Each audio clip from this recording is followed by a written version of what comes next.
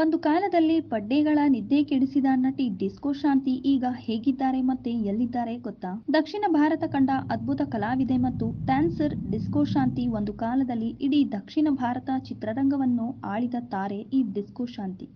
ಇವರು ಅಧಿಕವಾಗಿ disco dance ಮಾಡುತ್ತಿದ್ದರಿಂದ ಇವರಿಗೆ ಡಿಸ್ಕೋ ಶಾಂತಿ ಎಂಬ ಹೆಸರು ಬಂತು.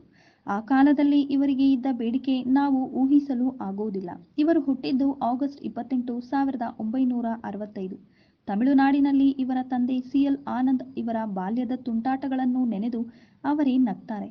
ಅವರ ಅಣ್ಣನ ಜೊತೆ ಸೇರಿ ಮನೆಯಲ್ಲಿ ದುಡ್ಡನ್ನು ಕದಿಯುತ್ತಿದ್ದುದು ಅವರಿಗೆ ಇನ್ನೂ ನೆನಪಿದೆ. ಇನ್ನು 1985ರಲ್ಲಿ ಇವರು ಚಿತ್ರರಂಗಕ್ಕೆ ಪಾದಾರ್ಪಣೆ ಮಾಡ್ತಾರೆ. ಮೊದಲಿಗೆ ಹೊಟ್ಟೆಪಾಡಿಗಾಗಿ ಚಿತ್ರರಂಗಕ್ಕೆ ಬಂದ ಇವರು ನಟಿಯಾಗಿ 2 ಚಿತ್ರಗಳಲ್ಲಿ ನಟಿಸಿದ್ದರು. ಆದರೆ ಈ ಚಿತ್ರಗಳು ಅಷ್ಟು ಅವರಿಗೆ ಅದೃಷ್ಟ ತಂದುಕೊಡಲಿಲ್ಲ. ನಂತರ ವಿಧಿ ಇಲ್ಲದೆ ಬಂದ ಐಟಂ ಡ್ಯಾನ್ಸರ್ ಪಾತ್ರವನ್ನು ಮಾಡಬೇಕಾಯಿತು. ನಂತರ ಅವರ ಪ್ರತಿಭೆಯ ಫಲ 1985ರಿಂದ 1996ರವರೆಗೂ ಬಲು ಬೇಡಿಕೆಯಲ್ಲಿ ಇರುತ್ತಾರೆ.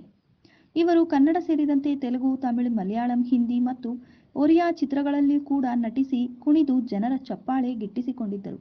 900ಕ್ಕೂ ಹೆಚ್ಚು ಅಧಿಕ ಭಾಷೆಗಳಲ್ಲಿ ನಟಿಸಿರುವ ಹೆಗ್ಗಳಿಕೆ ಇವರದು. ಶಾಂತಿಯವರು ಮಾಡಿರುವ ಕನ್ನಡ ಸಿನಿಮಾಗಳು ಸಾತ್ಕಾರ, ಹುಲಿ ಹೆಬ್ಬುಲಿ, ಜಯಸಿಂಹ, ಆಸೆ, ಕುರುಕ್ಷೇತ್ರ, ಸಂಗ್ರಾಮ, ಅಂತಿಮ ಘಟ್ಟ, ಶಕ್ತಿ, ಗುಡುಗು ಈ ರೀತಿಯ ಮೊದಲಾದ ಚಿತ್ರಗಳಲ್ಲಿ ನಟಿಸಿದ್ದಾರೆ. 1992ರಲ್ಲಿ ಶ್ರೀಹರಿ ಎಂಬ ತೆಲುಗು ನಟನನ್ನು ಅವರು ಮನೆಯವರ ಒಪ್ಪಿಗೆ ಮೇರೆಗೆ ಒಂದು ಜ್ಯೋತಿಷ್ಯ ದೋಷದ ಕಾರಣ ಯಾರಿಗೂ ಗೊತ್ತಾಗದಂತೆ ಪ್ರೇಮ ವಿವಾಹವಾಗ್ತಾರೆ.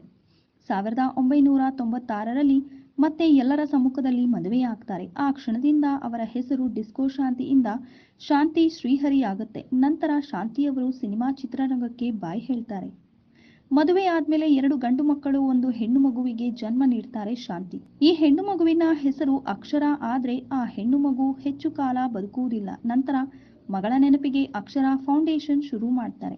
ಅದರ ಮೂಲಕ ಅನೇಕ ಹಳ್ಳಿಗಳಿಗೆ ನೀರು ಮತ್ತು ಬಡ ಮಕ್ಕಳಿಗೆ ಶಿಕ್ಷಣ ಒದಗಿಸುತ್ತಾರೆ ಮತ್ತು ಈ ದಂಪತಿಗಳು 4 ಹಳ್ಳಿಗಳನ್ನು ದತ್ತು ತೆಗೆದುಕೊಂಡಿದ್ದಾರೆ. ಇವರ ಸಂತೋಷದ ಬದುಕಿಗೆ ಬಿರುಗಾಳಿ ಬಂದು ಬಡಿಯುತ್ತದೆ. ಅದೇ ಶ್ರೀಹರಿ ಅವರು ಮರಣ. 2013ರಲ್ಲಿ ಆರೋಗ್ಯ ಸಮಸ್ಯೆಯಿಂದ ಶ್ರೀಹರಿ ಇಹಲೋಕ ತ್ಯಜಿಸುತ್ತಾರೆ. ಶ್ರೀಹರಿ ಅವರನ್ನು ಕಳೆದುಕೊಂಡ ದುಃಖದಿಂದ ಇನ್ನು ಹೊರಬರಲು ಶಾಂತಿಯವರು ಪ್ರಯತ್ನ ಮಾಡ್ತಿದ್ದಾರೆ. ಶ್ರೀಹರಿ ಅವರು ಬದುಕಿದ ಕಾಲದಲ್ಲಿ ಚಿತ್ರರಂಗದವರು, ಸಂಬಂಧಿಕರು, ಇವರ ಕುಟುಂಬದ ಮೇಲೆ ತೋರುತ್ತಿದ್ದ ಪ್ರೀತಿ, ವಿಶ್ವಾಸ ಈಗ ಮಾಯವಾಗಿದೆ. ಅತಿ ಹೆಚ್ಚು ತಮ್ಮ ಚೆನ್ನೈ ಮನೆಯಲ್ಲಿ ಕಾಲ ಕಳೆಯುವ ಶಾಂತಿಯವರು ಅವರ ಮಕ್ಕಳ ಜೊತೆ ಸುಖ ಜೀವನ ನಡೆಸಲಿ ಎಂದು ನಾವು ಆಶಿಸೋಣ. ಈ ವಿಡಿಯೋದ ಅನಿಸಿಕೆ ಮತ್ತು ಅಭಿಪ್ರಾಯಗಳನ್ನು ನಮ್ಮ ಕಮೆಂಟ್ ಬಾಕ್ಸ್ನಲ್ಲಿ ತಿಳಿಸಿ.